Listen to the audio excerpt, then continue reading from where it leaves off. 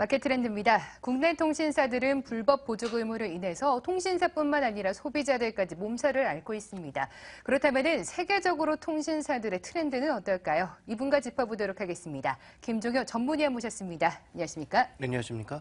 네, 우선 글로벌적으로 통신사의 트렌드, 뭐라고 말씀하실 수 있나요? 네, 한마디로 얘기해보자면 글로벌 통신사의 전반적인 지금 상황은 성장률이 둔화될 것이다. 이렇게 좀 봐야 될 것 같습니다. 양적으로는 전반적으로 모두 커지지만 성장률 자체는 둔화되는 것이기 때문에 모멘텀 측면에서 보면 탄력이 좀 둔화될 수가 있는 거죠. 준비된 그림을 보시면 지역별로 대부분 지역에서 모두 성장률이 떨어질 것으로 예상이 되고 있는데요. 다시 한번 언급드리지만 양적인 성장은 지속되나 성장률이 줄어든다는 것입니다. 그래서 준비된 그림을 보시면 지금 지역별로 봤을 때 유럽 정도만 조금 회복되고 있는 상황이죠. 서유럽은 마이너스에서 서서히 마이너스를 줄여가고 있는 국면이고요. 동유럽은 조금이나마 늘어날 것으로 예상되고 있고 그 외 나머지 지역, 북미, 남미, 그리고 아시아 퍼시픽이라든지 중동, 그리고 아프리카까지 모두 감소할 것으로 예상되고 있어서 전 세계 이동통신의 매출 기준의 성장은 이제는 조금씩 둔화되지 않겠느냐라는 그런 우려가 있기 때문에 각국별로 또 지역별로 통신사들의 움직임은 다르게 나타나고 있습니다. 대표적으로 미국을 살펴보시면 AT&T나 버라이즌 같은 1, 2업체들은 M&A를 크게 넓혀나가고 있는 상황이고요. T모바일이나 스프린트 같은 3, 4위 업체들도 최근 들어서는 M&A를 활발하게 진행하고 있는 상황입니다.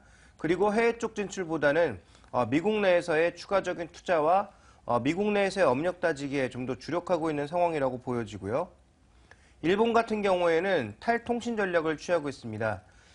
대표적인 이제 통신사라고 볼 수 있는 KDDI, 소프트뱅크, 그 외에도 여러 업체들이 조금 다른 전략들을 쓰고 있는데 특히 NTT 도코모 같은 경우에는 겐고라고 하는 이 스타트업 업체를 인수를 했는데요. 이 업체가 뭐 하는 데냐면 일본어로 번역해주는 서비스, 글로벌 언어를 일본어로 번역해주는 서비스를 하는 스타트업 기업인데 최근에 돈을 주고 인수를 했고요. 그 외에도 여러 가지 서비스를 하는 이런 업체들을 최근에 인수하고 있습니다. 그래서 탈통신하는 전략 자체가 다른 산업과의 컨버전스뿐만 아니라 새롭게 시작하는 스타트업 벤처기업들을 인수를 해서 윈윈 효과를 낳으려고 하는 그런 모습들을 일본 통신사들은 많이 보여주고 있고요. 중국 같은 경우에는 지금 시장의 양적 성장이 이어지고 있는 국면입니다. 물론 조금 전에 살펴봤다시피 성장의 강도는 점점 낮아지고 있다고 봐야 될 것 같습니다만 그 안에 내부적으로 질적인 변화는 나타나고 있죠.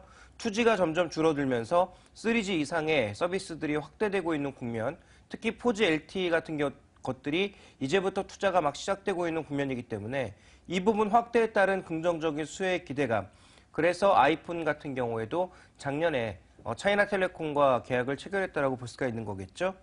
마지막으로 유럽인데요. 유럽 같은 경우에는 글로벌 시장에서 차지하는 비중이 점점 떨어지고 있습니다. 그래서 유럽의 탑5의 비중도 줄고 있고요.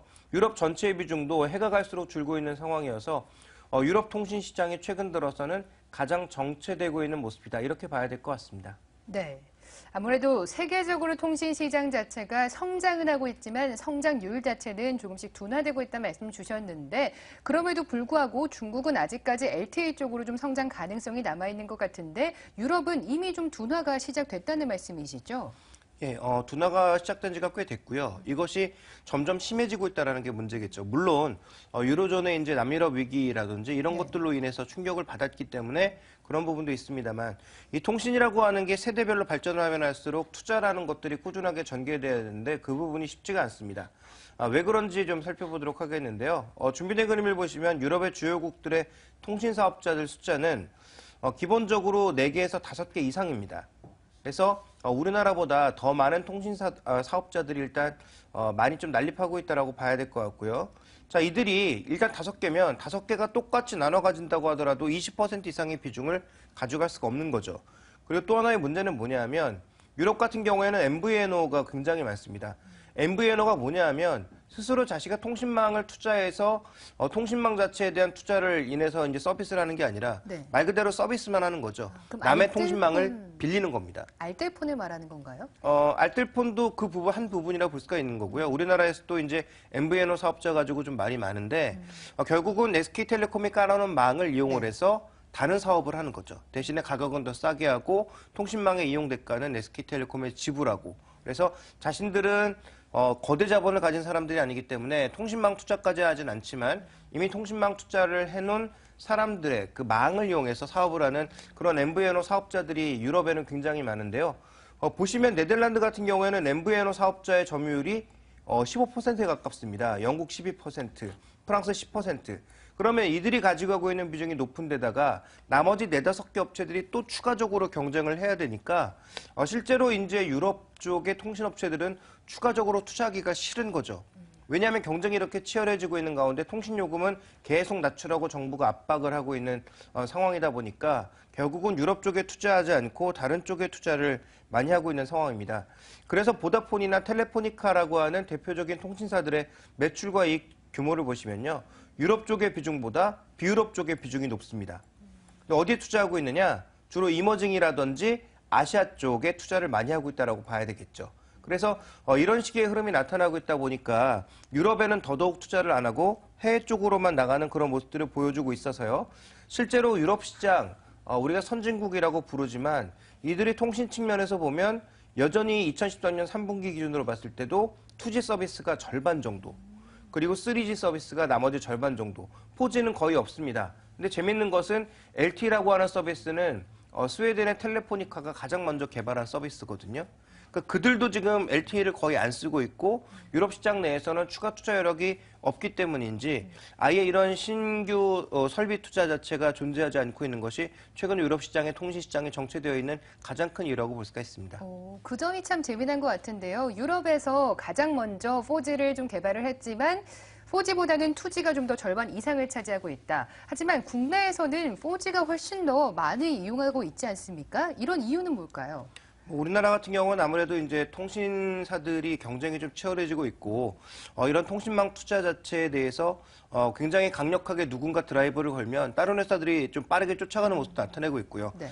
기존에 이제 유선 통신망 쪽도 마찬가지였습니다만 유선 쪽에서도 누가 ADSL 시작하면 바로 쫓아오고 VDSL 넘어가면 바로 쫓아오고 또 광통신망 가면 바로 쫓아오는 이런 경쟁 구도 자체가 이미 굳어져 버렸기 때문에 아마도 우리나라에서 가장 빠르게 된 게 아닌가 싶고요. 실제로 이제 땅도 크지 않은 상황에서 통신망을 까는데도 큰 무리가 없었다. 이렇게 좀 보여지고 있습니다. 그리고 우리나라는 아직도 투자하면 돈을 번다라는 시각이 존재했기 때문에 추가적인 투자를 했다라고 볼 수가 있는데요. 그렇다면 이렇게 글로벌 트렌드와 유럽 시장의 침체에서 우리가 얻을 수 있는 투자 아이디어를 정리를 좀 해봐야 될 것 같은데요. 네.